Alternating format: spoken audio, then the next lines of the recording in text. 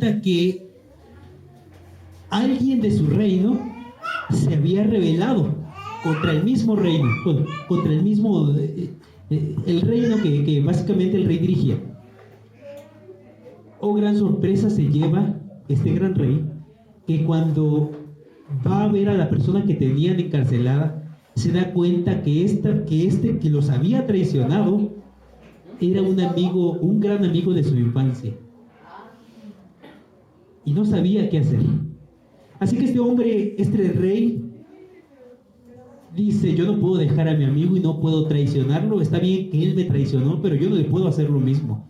Y empezó a tratar con los sabios que lo aconsejaban normalmente, y los legisladores le dijeron: mira, ok, vamos a dejar que este hombre salga de la cárcel y que sea una persona libre, pero a cambio vamos a pedir algo tuyo. ¿Qué cree usted que le pidieron a este rey? Porque recuerda usted que en ocasiones el rey no actúa, o no siempre actuaba por sí mismo. Habían sabios, un concilio que le decía: te recomendamos hacer esto.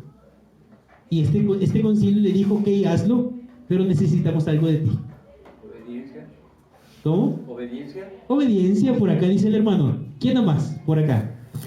¿Qué piensa usted que le pidieron los sabios? Fidelidad. Fidelidad, dice la hermana Mari Carmen. Su trono, esa es una propuesta muy buena, hermana. ¿Quién más? ¿Qué piensan por allá?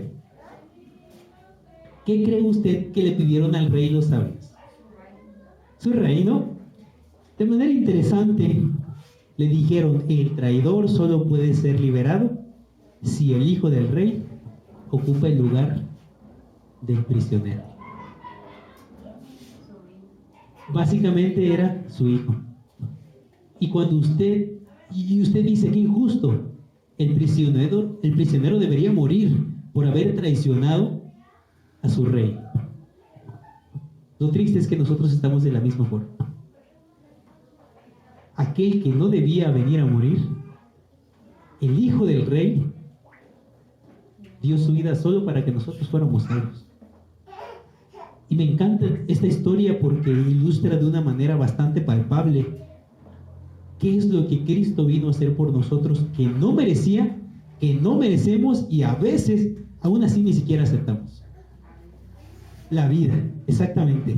Vamos a Romanos 3:23, y la primera sección del día de hoy va a tratar acerca de qué es el pecado. Pero antes de que usted vaya allá, no ojee su Biblia todavía, porque si no va a haber secciones. ¿Qué es el pecado? Vamos a empezar con las visitas, ¿vale? Vamos a empezar. Es que ya sé dónde están, pero vamos a empezar por acá. Por acá, la hermana Liz, ¿verdad? Hermana Liz, ¿qué es el pecado desde su perspectiva? Lo que usted considere. ¿Qué es pecar? Pecado. Yo le digo: ¿usted pecó? ¿Usted qué piensa? ¿Qué hizo? Ok, usted piensa que aquel que comete pecado generalmente roba o mata. Buen punto. Por acá, Mónica, ¿verdad? Sí, pues acciones no debidas, tanto humanas como ante los ojos de Dios. O sea, humanas como de, está claro que no vas a ofender a tu mamá, pero también no matarás, como Dios no. Ok, Mónica define el pecado como acciones indebidas. Y la hermana Lucy. Ok.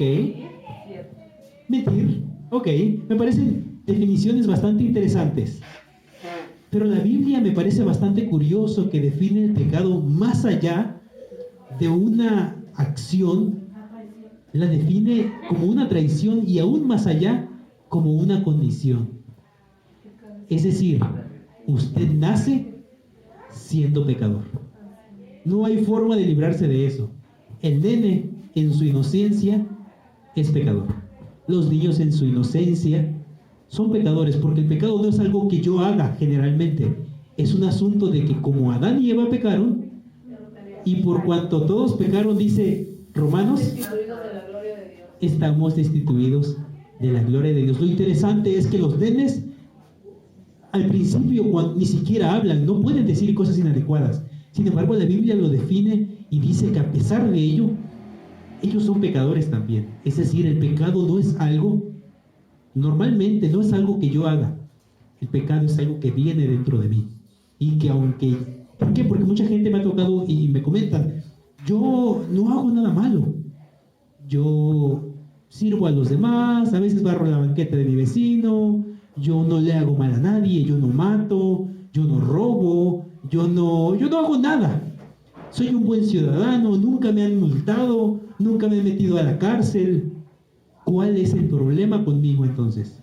Y en Romanos 8:23, ¿qué dice? ¿Qué dice, hermanos? Perdón, 3:23, Romanos 3:23.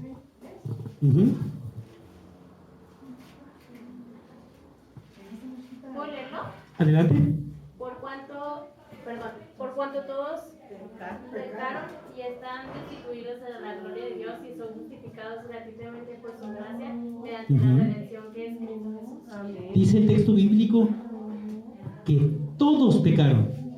No dice por cuanto los adultos pecaron, no dice por cuanto ya tienes conciencia y pecaste, dice por cuanto todos pecaron. Eso nos hace a todos pecadores.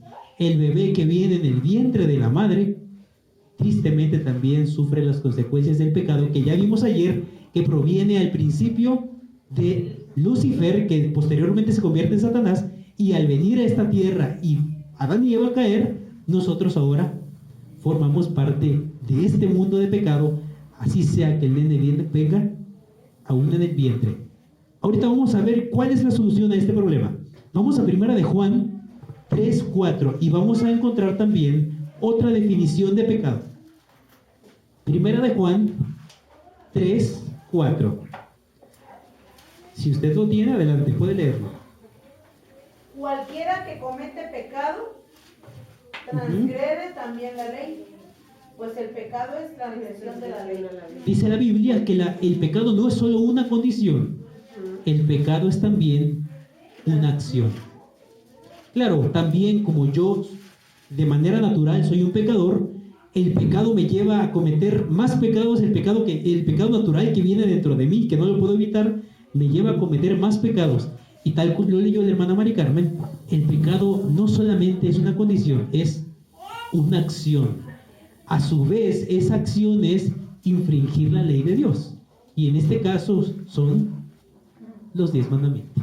¿Va? ¿Usted va conmigo? Va. La ley son los 10 mandamientos. La ley está haciendo referencia a los 10 mandamientos. Vamos por consiguiente a Isaías 59. ¿Qué más podemos ver acerca del pecado? Primero necesitamos entender la mayor cantidad de cosas sobre el pecado para que usted pueda saber por qué este asunto o es bueno o es malo. Isaías 59, ¿qué? Isaías 59:2. 59:2. ¿Qué dice? ¿Qué dice? Pero vuestras iniquidades han hecho división entre vosotros y vuestro Dios, y vuestros pecados han hecho ocultar de vosotros su rostro para no oír. Ok, dice el texto bíblico que el pecado es una separación de Dios. ¿Recuerda usted Satanás en el cielo? ¿Qué fue lo que hizo? Básicamente lo que hizo fue separarse de Dios. En el momento en que él se separa, automáticamente comete pecado. El pecado asimismo es querer hacer mi voluntad en lugar de la de Dios. Entonces, definimos como primera cosa, el pecado es una condición. 2, ¿qué es el pecado? Es una acción. 3, el pecado también podemos definirlo como una separación.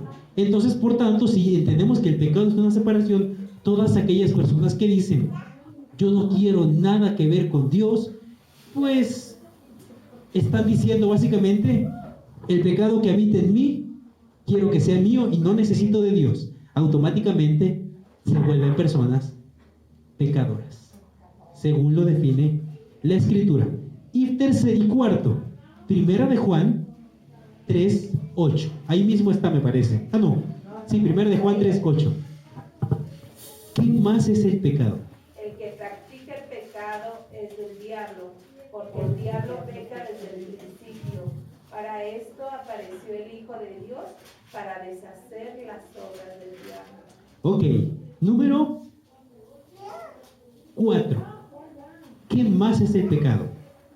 Dice el texto bíblico que el pecado es... Del diablo. Bueno, dice que el que practica el pecado es del diablo. Por tanto, la Biblia da una cuarta definición. Las obras del diablo. Porque el diablo peca desde el principio. Y después da una solución en el texto bíblico. ¿Qué cuarta cosa que es el pecado es? Practicarlo nos hace, dice el texto bíblico, Apareció el Hijo de Dios. del diablo. Esa es una realidad que a veces es difícil entender o es difícil asimilar porque dice, ¿cómo yo voy a ser el diablo? Porque dice, porque el diablo peca desde el principio. Pero es la realidad. O estamos con Cristo o estamos con Satanás. No hay punto medio.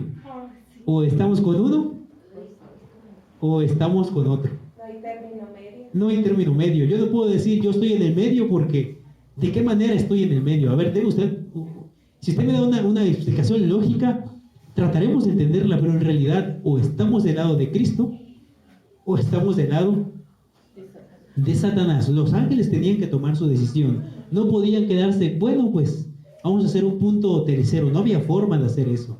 No se puede servir a dos amos. No se puede servir a dos amos, exactamente. No queda mal, ¿verdad? Exactamente. Vamos a Romanos 6:23. ¿Qué nos dice Romanos 6:23?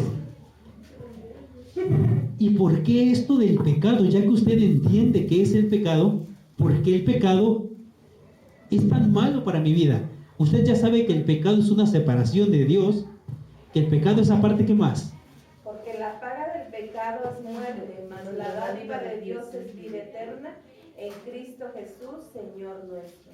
Ok, el pecado es tan malo que para pagar el pecado es necesario morir. 6:23. 6:23. Es decir, dijimos uno, el pecado es que Muerte. Origen de Es nuestra naturaleza. Es nuestra naturaleza. Es nuestro carácter. una separación de Dios. ¿Qué más es el pecado? Usted necesita entender bien este punto. No atender a la ley. No atender a la ley de Dios o transgredir la ley de Dios. ¿Qué más es el pecado? Llevamos dos. Son Porque pecado es el que sabe hacer lo bueno y no lo hace. el que sabe hacer lo bueno y no lo hace. Dijimos que el pecado es algo, una condición, y a su vez el último texto dijimos que es una división entre Dios y nosotros, básicamente.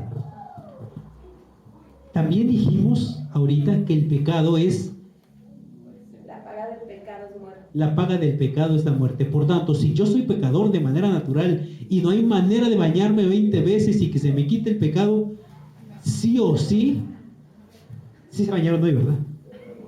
Sí. Bueno, aún así son pecadores, ¿eh? Déjenme decirle. Ni bañando se quita. Aunque se vaya usted con cloro y se eche Mr. Músculo,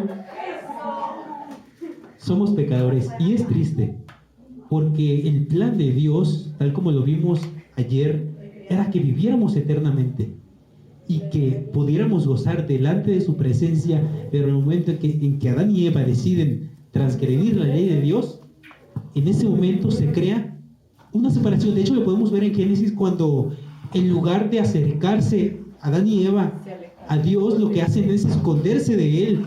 Y ahí se ve claramente cómo el pecado ya había entrado en sus vidas. ¿Por qué? Porque en lugar de acercarse, antes podían verlo básicamente y ahora ni siquiera le tenían miedo. Vemos la entrada del pecado en esta tierra. Por tanto, también dijimos que el pecado es transgresión de la ley, pero también es muerte automática. No hay manera de que yo me bañe y el pecado salga de mí. Necesito, por lo tanto, algo para ser librado de la muerte. Vamos a... Bueno, antes, si necesito algo para ser librado de la muerte, porque no hay forma de librarme de él, ¿qué necesito para no morir siendo pecador? Ahorita vamos a responder esta respuesta. ¿Existe alguna solución? ¿Podemos librarnos del pecado? Vamos a... Ahorita vamos allá. No se me robe el tema, por favor, hermano. Vamos a Lucas 19:10. A ver qué nos dice el texto. Lucas 19:10. Así es. ¿Y alguien más? Ok. Muchas gracias. Luke, vamos después a Mateo 1:21. Y ahorita conectamos estos dos textos. 1:21. Y dará a luz un hijo, y llamará su nombre Jesús, porque él salvará a su pueblo de sus pecados. Muchas gracias. Y después podemos, cuando buscamos a Juan 3:16, es de memoria casi, porque de tal manera amó Dios al mundo, que ha dado a su Hijo unigénito, para que todo aquel que en él crea no se pierda, mas tenga vida eterna. ¿Eso qué nos enseña? Yo siendo pecador y al no poder bañarme tanto hasta que se me quite el pecado, necesito un Salvador. Y el texto bíblico dice, adelante hermano. En medio del pecado hay una esperanza. Exacto. En medio del pecado, en medio de mi mancha oscura, la sangre de Cristo me cubre y entonces puedo ser salvo. Y esa salvación se otorga a través de Cristo. Ahorita vamos a ver unas cositas bastante interesantes. También el hermano leyó que el Hijo del Hombre, en este caso, vino a salvar lo que se había perdido. También, bueno, cometemos pecado. Adán y Eva cometen pecado. En ese momento se lleva a cabo el plan de salvación. A Adán y Eva se les dice que debían matar un corderito y que a través de la sangre de ese corderito, que ese corderito iba a ser la representación de Cristo mismo. Posteriormente se hace el santuario, usted posiblemente después aprende un poquito más sobre eso, y a través del santuario usted va a ver el plan de salvación que se refleja precisamente en el Nuevo Testamento en Jesús. Jesús viene, es decir, Jesús se encarna, se hace un ser humano como nosotros. La única diferencia que había entre él y nosotros es que era un ser humano libre de pecados, pero también era un ser humano completamente humano. Vaya, él era un ser humano, pero también era Dios mismo, porque no hay manera de que, miren, si todos los seres humanos murieran por un solo pecador, ni siquiera toda la sangre del mundo sería suficiente para salvar a ese bebé, por así decirlo, a ese niño. Solamente la sangre de Cristo es la única que puede redimirnos. Pero ahorita vamos a abordar un poquito más eso. Entonces dijimos, cuando el ser humano cae en pecado, se necesitó la sangre de Cristo. Este Cristo viene a esta tierra, se encarna, posteriormente lleva una vida santa. ¿Esto para qué sirve? Para demostrarnos que sí es posible vivir conforme a la ley de Dios, porque hay quienes dicen no podemos vivir conforme a la Escritura, esto es imposible. Cristo era un ser humano, e incluso hay quienes dicen, pero es que Cristo era Dios. En realidad esto era una desventaja si usted lo analiza un poquito, porque él no podía acceder a su poder. Si accedía, el ministerio que él llevaba se manchaba completamente. Entonces en realidad era más difícil para él que para nosotros mantenerse limpio, porque él claro que podía acceder de su poder en cualquier momento y decirse, ángeles vengan por mí, esta gente no merece ser salvada, vámonos, y automáticamente todos morir eternamente. Sin embargo, el hecho de que haya tenido su poder a la mano y no lo haya usado, aún así nos demuestra el gran amor de Cristo para nosotros y cómo, a pesar de ser inmerecedores de esa gracia, podemos recibirla hoy en día. ¿Me explico? ¿Se entendió? Tercero, también Cristo no solo lleva una vida de pecado, una vida santa, sino también muere por nosotros de manera inocente, sin merecerlo, y posteriormente al tercer día, usted ya lo sabe, resucita. Esto lo podemos ver en Hebreos, dice, y no por sangre de machos cabríos ni de becerros, sino por su propia sangre, entró una vez y para siempre en el lugar santísimo, habiendo obtenido eterna redención. Ahora vamos a responder a la pregunta, ¿solo Cristo puede salvarnos? Sí. Amén, muchas gracias. ¿Y por qué solamente Cristo puede salvarnos? ¿Qué tiene Él? Es el mediador de Dios. Muchas gracias, me parece una pregunta bastante acertada. bastante objetiva. Vamos a ir a 1 de Juan 1:31. ¿Qué dice el texto bíblico?